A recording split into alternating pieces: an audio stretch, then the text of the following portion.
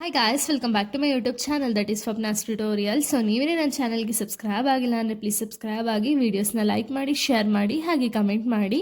So ಇವತ್ತು ನಾನು ಮಾಡ್ತಿರೋ ಒಂದು ಲೆಸನ್ ಯಾವುದು ಅಂದರೆ ಆನ್ ಡೂಯಿಂಗ್ ನಥಿಂಗ್ ಅಂತ ಹೇಳಿ. ಇದನ್ನು ಬರೆದಿರೋದು JB ಪ್ರಿಸ್ಲಿ ಅವರು. ಸೊ ಈ ಒಂದು ಲೆಸನ್ನಲ್ಲಿ ಇದು ಕಂಪ್ಲೀಟ್ ಸಮರಿನ ನಾನು ಹೇಳ್ತಾ ಹೋಗ್ತೀನಿ, ಓಕೆನಾ.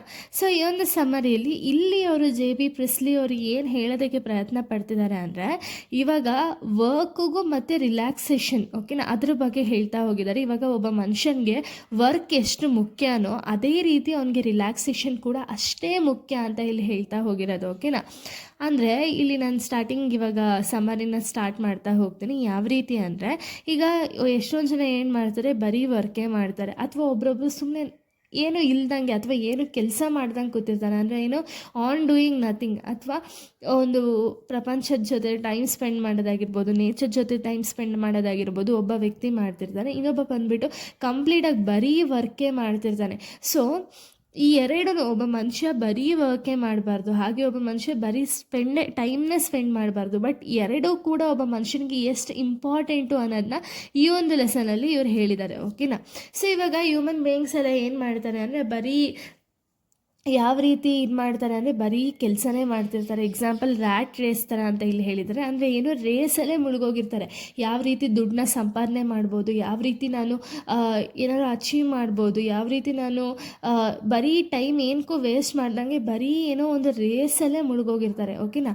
ಸೊ ಬಟ್ ಇದು ರೇಸ್ ಅಲ್ಲ, ಒಂದು ಲೈಫ್ ಅನ್ನೋದು ರೇಸ್ ಅಲ್ಲ ಅಂತ ಇಲ್ಲಿ ಹೇಳ್ತಿರೋದು. ಯಾಕೆ ಅಂದರೆ, ಈಗ ರೇಸಲ್ಲಿ ಏನಿರುತ್ತೆ, ಸ್ಟಾರ್ಟಿಂಗ್ ಪಾಯಿಂಟ್ ಎಂಡಿಂಗ್ ಪಾಯಿಂಟ್ ಅನ್ನೋದಿರುತ್ತೆ. ಬಟ್ ನಮ್ಮ ಲೈಫಲ್ಲಿ ಸ್ಟಾರ್ಟಿಂಗ್ ಪಾಯಿಂಟ್ ಎಂಡಿಂಗ್ ಪಾಯಿಂಟ್ ಇರುತ್ತೆ, ಬಟ್ ಏನು ಅದರಲ್ಲಿ ನಾವು ಎಷ್ಟು ಟೈಮ್ ಸ್ಪೆಂಡ್ ಮಾಡಿದ್ದೀವಿ. ಬರೀ ನಾವು ಹಿಂದೆ ತಿರುಗಿ ನೋಡಿದ್ರೆ ಬರೀ ಕೆಲಸ ಅಥವಾ ಬರೀ ವರ್ಕ್ ಪ್ರೆಷರು, ಬರೀ ಅದು ಇದು ಅನ್ನೋದೇ ಇರಬಾರ್ದು. ಬಟ್ ಏನು, ನಾವು ಎಂಜಾಯ್ ಮಾಡಿದಂತಹ ಟೈಮ್ ಆಗಿರ್ಬೋದು, ಅಥವಾ ನೇಚರ್ ಜೊತೆ ಸ್ಪೆಂಡ್ ಮಾಡಿದಂಥ ಟೈಮ್ ಆಗಿರ್ಬೋದು, ಇದಕ್ಕೂ ಕೂಡ ಈಕ್ವಲ್ ಆಗಿ ಒಂದು ಚಾನ್ಸಸ್ ಅನ್ನೋದನ್ನ ಕೊಡಬೇಕು. ಯಾಕೆ ಅಂದರೆ, ಇವಾಗ ನಾವು ಬರೀ ವರ್ಕ್ ಅನ್ನೋದೇ ಮಾಡಿದ್ರೆ ಅವಾಗ ಏನಾಗುತ್ತೆ, ಬರೀ ನಮಗೆ ಸ್ಟ್ರೆಸ್ಸು ಅದನ್ನೇ ಫೀಲ್ ಆಗ್ತಿರುತ್ತೆ. ಬಟ್ ವರ್ಕ್ ಜೊತೆಗೆ ನಾವೇನಾದ್ರು ಒಂದು ರಿಲ್ಯಾಕ್ಸೇಷನ್ ಮಾಡ್ದೋ ಅಂದರೆ ನಮ್ಮ ಒಂದು ಮೆಂಟಲ್ ಎಬಿಲಿಟಿ ಆಗಿರ್ಬೋದು, ಮೆಂಟಲ್ ಹೆಲ್ತ್ ಆಗಿರ್ಬೋದು, ಎಲ್ಲರೂ ಕೂಡ ಪ್ರಾಪರಾಗಿ ವರ್ಕ್ ಆಗೋ ರೀತಿ ಮಾಡುತ್ತೆ, ಓಕೆನಾ.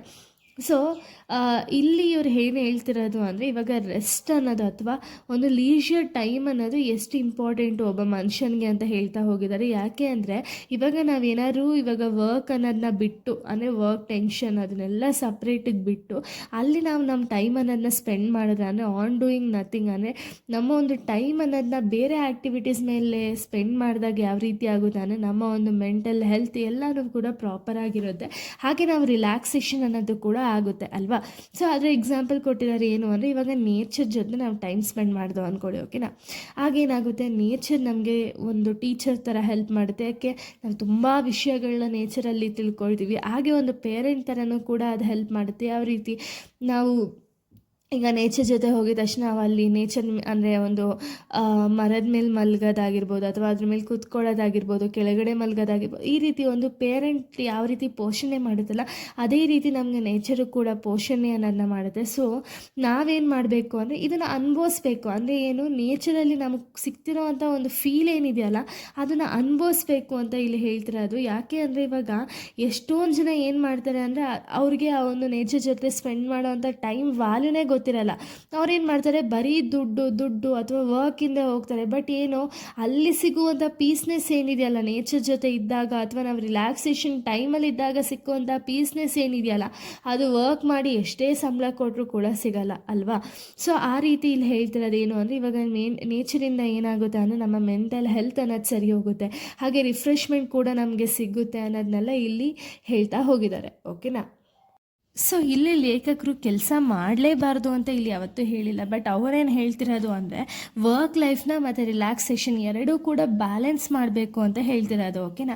ಯಾಕೆ, ಇವಾಗ ವರ್ಕ್ ಇಲ್ಲ ಅಂದರೆ ಜೀವನನೇ ನಡೆಯಲ್ಲ. ಬಿಕಾಸ್ ಅದರಿಂದ ಅಮೌಂಟ್ ಸಿಗ್ತದೆ, ಅದಿಲ್ಲ ಅಂದರೆ ಜೀವನ ನಡೆಯಲ್ಲ. ಆದರೆ ಬರೀ ವರ್ಕ್ ಅಂತ ಹೋದರೆ, ರಿಲ್ಯಾಕ್ಸೇಷನ್ಗೆ ನಮಗೆ ಟೈಮೇ ಸಿಗಲಿಲ್ಲ ಅಂದರೆ ಅವಾಗ ಏನಾಗುತ್ತೆ, ಲೈಫ್ ಅನ್ನೋದನ್ನ ಪ್ರಾಪರಾಗಿ ಲೀಡ್ ಮಾಡೋದಕ್ಕೆ ಆಗಲ್ಲ ಅಲ್ವಾ. ಸೊ ಅದನ್ನು ಇಲ್ಲಿ ಹೇಳ್ತಿರೋದು. ಸೊ ಹಾಗೆ ಇಲ್ಲಿ ಹೇಳ್ತಿರೋದು ಏನು ಅಂದರೆ, ವರ್ಕು ಮತ್ತು ರಿಲ್ಯಾಕ್ಸೇಷನ್ ಎರಡೂ ಕೂಡ ಬ್ಲೆಂಡ್ ಮಾಡಬೇಕು ಅಂತ ಇಲ್ಲಿ ಹೇಳ್ತಿರೋದು. ಸೊ ಇವರೇನು ಹೇಳೋದು ಅಂದರೆ, ಲೇಖಕರು ಅಂದರೆ ಜೆ ಬಿ ಪ್ರಿಸ್ಲಿ ಅವ್ರು ಏನು ಹೇಳ್ತಿರೋದು ಅಂದರೆ ಅವರು ಕೂಡ ಪಿಕ್ನಿಕ್ಗೆ ಹೋಗ್ತಾರಂತೆ. ಯಾಕೆ ಅಂದರೆ ಒಂದು ರಿಲ್ಯಾಕ್ಸೇಷನ್ ಟೈಮ್ ಅನ್ನೋದು ಸಿಗಬೇಕು, ಹಾಗೆ ಒಂದು ಪ್ರಕೃತಿ ಜೊತೆಗೆ ಒಂದು ಟೈಮ್ ಸ್ಪೆಂಡ್ ಮಾಡಬೇಕು ಅಂತ ಹೇಳಿ ಅವರು ಕೂಡ ಒಂದು ರಿಲ್ಯಾಕ್ಸೇಷನ್ಗೋಸ್ಕರ ಪಿಕ್ನಿಕ್ ಹೋಗ್ತಿದ್ರು ಅಂತ ಹೇಳ್ತಿದ್ದಾರೆ. ಹಾಗೆ ಇವ್ರು ಹೇಳ್ತಿರೋದು ಏನು ಅಂದರೆ ವಿಲಿಯಂ ವರ್ಡ್ಸ್ವರ್ತ್ ಥರ ಜೀವನ ಮಾಡಬೇಕು ಅಂತ ಇಲ್ಲಿ ಹೇಳ್ತಾರೆ. ಓಕೆನಾ. ಸೊ ಇಲ್ಲಿ ಫೈನಲ್ ಕನ್ಕ್ಲೂಡ್ ಏನು ಅಂದರೆ ಇವಾಗ ಬರೀ ವರ್ಕ್ ಮಾತ್ರ ಅಲ್ಲ. ಓಕೆನಾ. ವರ್ಕ್ ಆಗಿರಲಿ ಅಥವಾ ಒಂದು ರಿಲ್ಯಾಕ್ಸೇಷನ್ ಆಗಿರಲಿ, ಎರಡೂ ಬ್ಲೆಂಡ್ ಮಾಡಿಕೊಂಡು ಒಂದು ಲೈಫ್ ಅನ್ನೋದು ಲೀಡ್ ಮಾಡಬೇಕು. ಅವಾಗ ಏನಾಗುತ್ತೆ ಅಂದರೆ ಪ್ರಾಪರಾಗಿ ಒಂದು ಲೈಫ್ ಅನ್ನೋದು ಪ್ರೊಡಕ್ಟಿವ್ ಲೈಫ್ ಆಗಿ ಕನ್ವರ್ಟ್ ಆಗುತ್ತೆ ಅಂತ ಇಲ್ಲಿ ಹೇಳ್ತಿರೋದು ಜೆ ಬಿ ಪ್ರಿಸ್ಲಿ ಅವರು. ಸೊ ಇಲ್ಲಿಗೆ ಒಂದು ಸ್ಟೋರಿ ಅನ್ನೋದು ಕಂಪ್ಲೀಟ್ ಆಗುತ್ತೆ. ನೆಕ್ಸ್ಟ್ ವೀಡಿಯೋದಲ್ಲಿ ನಾನು ಬೇರೆ ಒಂದು ಲೆಸನ್ನ ಎಕ್ಸ್ಪ್ಲೇನ್ ಮಾಡ್ತೀನಿ. So thank you guys, thanks for watching.